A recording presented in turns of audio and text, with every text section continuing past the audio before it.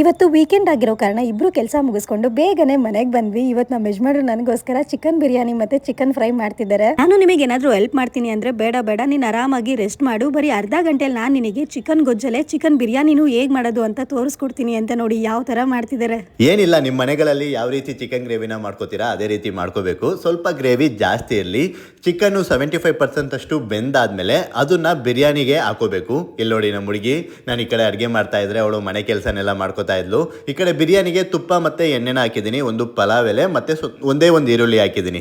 ಅದಾದ್ಮೇಲೆ 75% ಬೆಂದಿರುತ್ತಲ್ಲ ಆ ಚಿಕನ್ ಪೀಸಸ್ಗಳು ಮತ್ತೆ ಗ್ರೇವಿನ ಇದಕ್ಕೆ ಹಾಕೋಬೇಕು.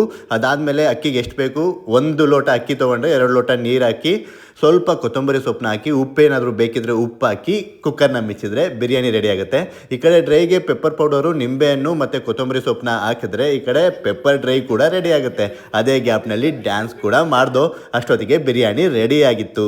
ರೀ ಯಜಮಾನ್ರೆ, ನಿಮ್ಮ ಕೈಲಿ ಜಾದು ಇದೆ ಅನ್ಸತ್ತೆ, ಅದಕ್ಕೆ ನೀವು ಇಷ್ಟೊಂದು ಚೆನ್ನಾಗಿ ಅಡುಗೆ ಮಾಡೋದು. ನೋಡಿ, ಇದು ನೋಡಕ್ ಮಾತ್ರ ಅಷ್ಟೇ ಚೆನ್ನಾಗಿಲ್ಲ, ತಿನ್ನಕ್ಕೂ ಕೂಡ ಇನ್ನೂ ಚೆನ್ನಾಗಿತ್ತು. ಜಗತ್ತಿನಲ್ಲಿ ತುಂಬಾ ಸುಲಭವಾದ ಮತ್ತು ಕಷ್ಟವಾದ ಸಂಗತಿ ಎಂದರೆ ತಪ್ಪು. ಇನ್ನೊಬ್ಬರು ಮಾಡಿದರೆ ಗಮನಿಸುವುದು ಸುಲಭ, ನಾವೇ ಮಾಡಿದರೆ ಒಪ್ಪುವುದು ಕಷ್ಟ.